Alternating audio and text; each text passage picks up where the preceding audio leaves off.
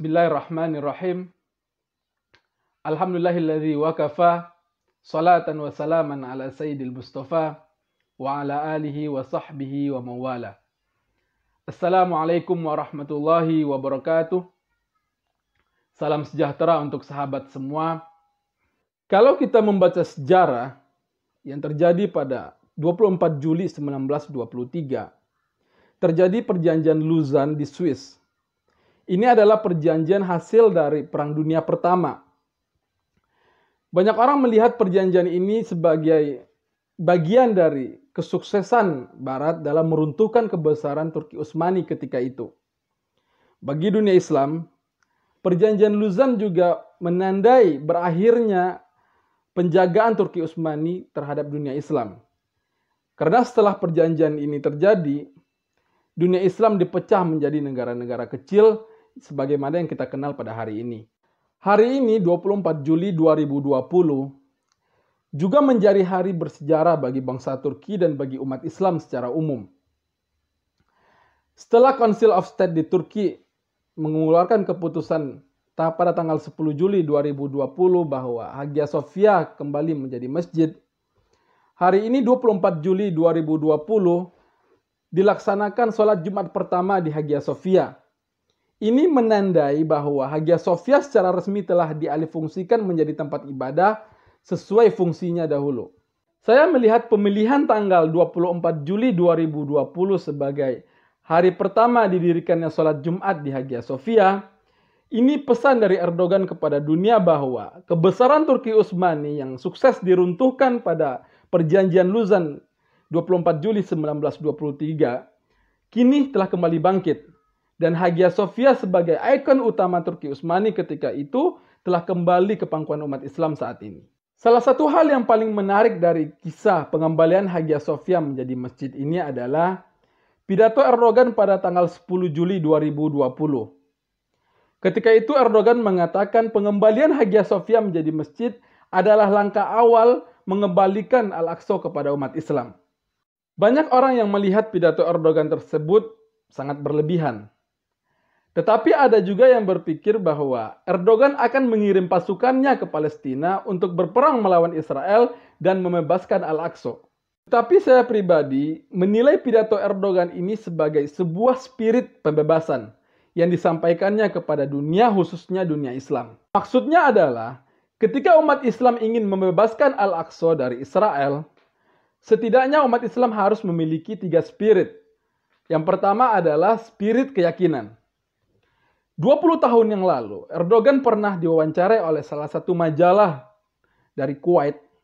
Ketika itu Erdogan mengatakan bahwa nanti saya akan membebaskan Hagia Sophia dan mengembalikan fungsinya sebagai masjid.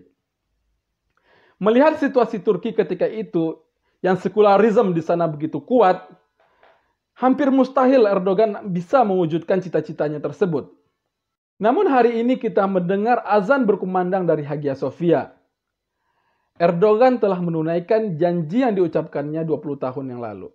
Ini menjadi pelajaran bagi umat Islam agar memiliki keyakinan yang kuat bahwa suatu hari nanti Al-Aqsa akan bisa dibebaskan. Betapapun kuatnya suatu kezaliman, betapa besarnya dukungan terhadap kezaliman, tetapi suatu saat dia akan tumbang. Ini telah dibuktikan Erdogan dalam usahanya membebaskan Hagia Sophia dan mengembalikannya menjadi masjid. Spirit yang kedua dari pidato Erdogan adalah spirit kedaulatan. Ketika Erdogan ingin mengembalikan Hagia Sophia menjadi masjid, datang penolakan dari semua pihak. Datang penolakan dari Barat, datang penolakan dari dunia Islam. Bahkan penolakan dari dunia Islam ketika itu lebih lantang dibandingkan penolakan dari umat Kristen sendiri. Tetapi Erdogan tidak bergeming. Erdogan tetap dengan keputusannya mengembalikan Hagia Sophia menjadi masjid. Jika kita ingin membebaskan Al-Aqsa dari penjajahan Israel, maka pemimpin-pemimpin dunia Islam harus memiliki kedaulatan dalam setiap keputusan dan kebijakan politiknya, terutama ke politik luar negeri. Mustahil bagi kita untuk membebaskan Al-Aqsa jika pemimpin negara-negara Islam masih harus meminta restu kepada Amerika atau Barat pada umumnya dalam setiap keputusan atau kebijakan yang diambilnya. Sebagai bangsa yang memiliki komitmen tinggi dalam mendukung kemerdekaan Palestina, Jokowi sebagai Presiden Indonesia harus menerima spirit kedaulatan ini dengan sempurna. Jokowi harus bisa merangkai kebijakan-kebijakan politik luar negerinya, terutama dalam isu Palestina, dengan baik.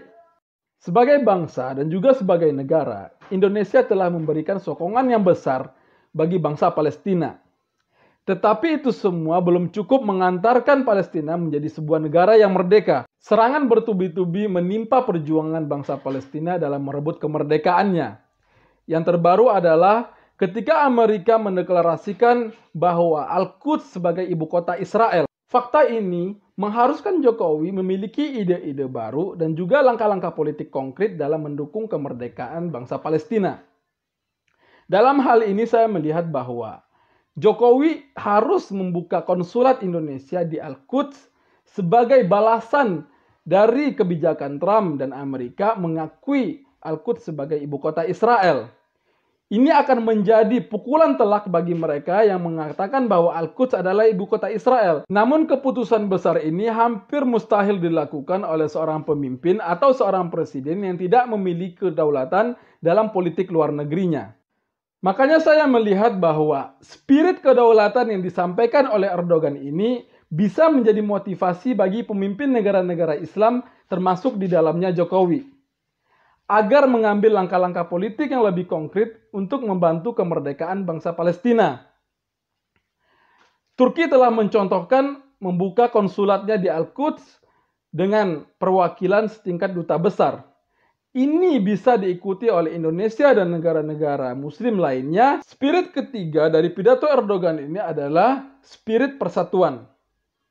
Ketika Erdogan berbicara bahwa Hagia Sophia atau pembebasan Hagia Sophia adalah langkah awal dalam membebaskan Al-Aqsa, Erdogan bicara satu umat, yaitu umat Islam. Erdogan tidak bicara Islam Arab atau Islam di Turki, tetapi Erdogan bicara satu umat Islam besar yang berjumlah 1,5 miliar jiwa. Begitu juga terkait langkah Indonesia dalam mendukung perjuangan bangsa Palestina. Yang mana cita-cita ini telah ada sejak era Bung Karno sampai era Jokowi hari ini. Bangsa Indonesia atau pemerintahan Indonesia harus memperlakukan faksi-faksi yang ada di Palestina dengan adil. Karena keadilan ini yang akan memicu persatuan antar umat Islam di Indonesia juga antar faksi yang ada di Palestina. Jika kita mendukung satu faksi tetapi tidak mendukung faksi yang lain, maka akan terjadi perpecahan baik di Indonesia maupun di Palestina sendiri. Ketika negara-negara Islam dan pemimpinnya memiliki tiga spirit ini, maka membebaskan Al-Aqsa akan semakin mudah. Langkah kita menuju Al-Aqsa akan semakin dekat. Erdogan telah memulai dan juga membuktikan bahwa dengan tiga spirit ini, Hagia Sophia yang berada di bawah kungkungan sekularisme selama 86 tahun lamanya bisa dikembalikan menjadi masjid.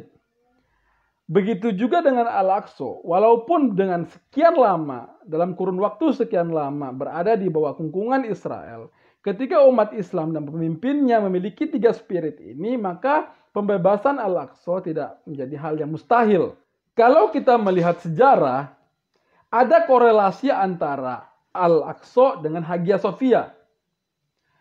Ketika Sultan Muhammad Al-Fatih menaklukkan Istanbul dan kemudian Hagia Sophia berada di bawah naungan Islam, ketika itu juga Al-Aqsa berada di bawah naungan Islam dengan aman.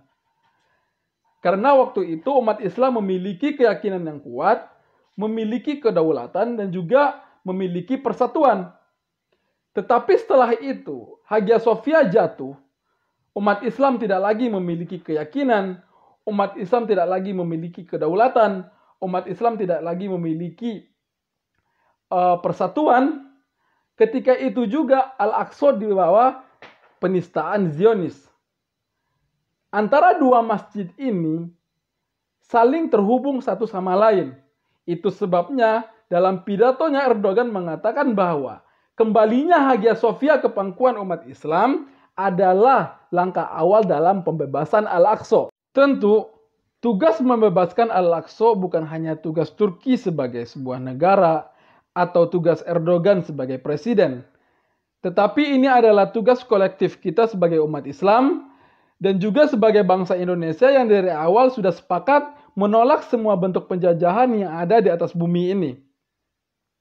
Kedepannya saya berharap bahwa Presiden Jokowi belajar dari spirit pembebasan Hagia Sophia ini untuk kemudian mengambil kebijakan-kebijakan yang lebih konkret dalam membantu bangsa Palestina meraih kemerdekaannya, termasuk membantu bangsa Palestina membebaskan Al-Aqsa dan mengembalikannya ke pangkuan umat Islam. Mungkin sekian. Assalamualaikum warahmatullahi wabarakatuh.